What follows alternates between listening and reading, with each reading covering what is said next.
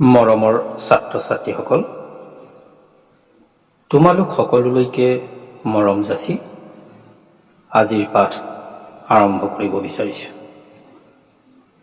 ছাত্ৰ ছাত্ৰীসকল,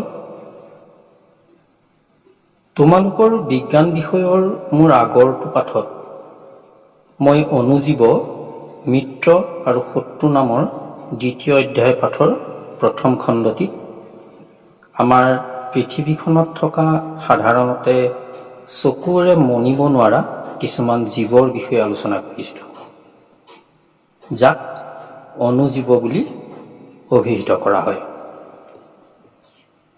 এই অনুজীৱৰ ভাগ আৰু ইয়াৰ উপকাৰিতা অপকাৰিতা সম্পৰ্কে তোমালোকে মোৰ প্ৰথম খণ্ডটিত নিশ্চয় বুজিছিলা। আজি আমি আলোচনা কৰিম অনুজীৱৰ বাসস্থান আৰু আমাৰ লগত ইয়াৰ সম্পৰ্কৰ বিষয়ে। আশা কৰোঁ তোমালোকে পাঠটি মনোযোগেৰে শুনিবা। ছাত্ৰ ছাত্ৰীসকল, অনুজীৱসমূহ এককোষী আৰু বহুকোষী এই দুই ধৰণৰ হ'ব পাৰে। যেনে বেক্টেৰিয়া, কিছুমান শেলাই, প্ৰটোজোৱা আদি এককোষী আৰু এমিবা, শেলাই, ভেঁকুৰ আদি বহুকোষী অনুজীৱ।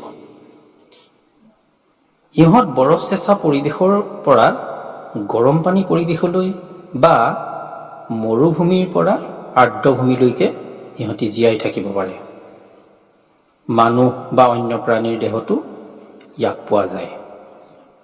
ইহঁতৰ ভিতৰত এমিবা আদি কিছুমান অনুজীৱ অকলশৰীয়াকৈ থাকে আৰু ভেঁকুৰ, বেক্টেৰিয়া আদি অনুজীৱ সংঘবদ্ধভাৱে থাকে।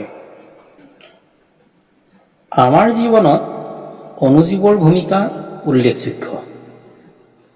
কিছুমান অনুজীৱ উপকাৰী আৰু কিছুমান অপকাৰী অনুজীৱ, যিবোৰে ৰোগৰ সৃষ্টি কৰে। উপকাৰী অনুজীৱসমূহক আমি মিত্ৰ অনুজীৱ বুলি কওঁ। দৈ, পাওৰুটি আৰু কেক প্ৰস্তুতকৰণত ব্যৱহাৰ কৰা অনুজীৱবোৰ আমাৰ মিত্ৰ অনুজীৱ। ইয়াৰ উপৰি পৰিৱেশ পৰিষ্কাৰকৰণত, ঔষধ প্ৰস্তুতকৰণত, মাটিৰ উৰ্বৰতা বৃদ্ধিকৰণত এইবোৰত ব্যৱহাৰ হোৱা অনুজীৱসমূহো আমাৰ বাবে মিত্ৰ অনুজীৱ। গাখীৰক দৈত পৰিণত কৰা অনুজীৱবিধ আমাৰ মিত্ৰ অনুজীৱ আৰু এই অনুজীৱবিধৰ নাম হ'ল লেক্টোবেচিলাছ।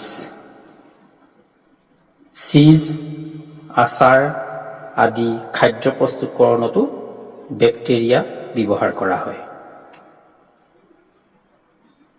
ছাত্ৰ ছাত্ৰীসকল, তোমালোকে ইষ্টৰ নাম শুনিছা।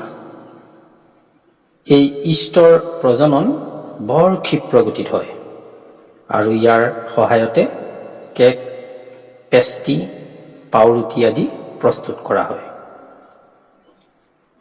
1857 চনত বিখ্যাত বিজ্ঞানী লুই পেষ্টিয়ৰে ইষ্টৰ সহায়ত আমি খোৱা চেনিক সুৰালৈ ৰূপান্তৰিত কৰাৰ এটা প্ৰক্ৰিয়া আৱিষ্কাৰ কৰিছিল আৰু এই প্ৰক্ৰিয়াটোৰ নাম কিণ্বন। ইংৰাজীত যাক কোৱা হয় ফাৰ্মেণ্টেশ্যন।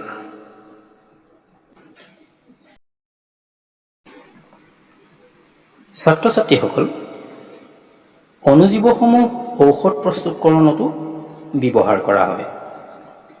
এণ্টিবায়টিক টেবলেট, কেপচুল, পেনিচিলিন বেজী আদিৰ উৎস হৈছে কিছুমান অনুজীৱ।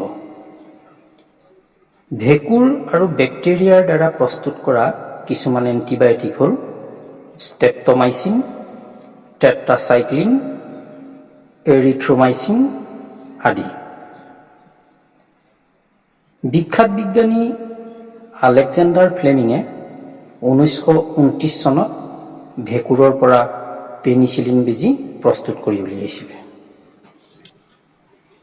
ছাত্ৰ ছাত্ৰীসকল, এইখিনিতে তোমালোকক জনাই থওঁ যে আমাৰ অসুখ হ'লে ডাক্তৰসকলে প্ৰদান কৰা ঔষধ আমি সম্পূৰ্ণৰূপে খাব লাগে। অসুখ ভাল হ'ল বুলি ডাক্তৰে নিৰ্দিষ্ট কৰি দিয়া দৰৱৰ কোৰ্চ শেষ নকৰিলে শৰীৰত ইয়াৰ বিৰূপ প্ৰভাৱ পৰিব পাৰে।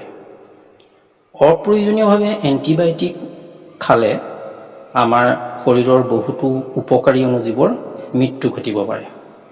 ইয়াৰ উপৰি পানী লগা জ্বৰ, কাহ আদি ভাইৰাছজনিত ৰোগবোৰত এণ্টিবায়'টিক দৰৱে বিশেষ সুফল নিদিয়ে। সেয়েহে নিজৰ সুস্বাস্থ্যৰ বাবে তোমালোকে ডাক্তৰৰ পৰামৰ্শতহে দৰৱ গ্ৰহণ কৰিবা। মৰমৰ ছাত্ৰ ছাত্ৰীসকল, আজিৰ এই পাঠটিত আমি অণুজীৱৰ বাসস্থান আৰু আমাৰ লগত ইয়াৰ সম্পৰ্কৰ বিষয়ে কিছু কথা শিকিলোঁ। ইয়াৰ উপৰি মিত্ৰ অণুজীৱবিলাকে প্ৰতিষেধক চিটা প্ৰস্তুতকৰণ, মাটিৰ উৰ্বৰতা বৃদ্ধি, পৰিৱেশ নিৰ্মলকৰণ আদিৰে আমাক বহুতো সহায় কৰি আহিছে।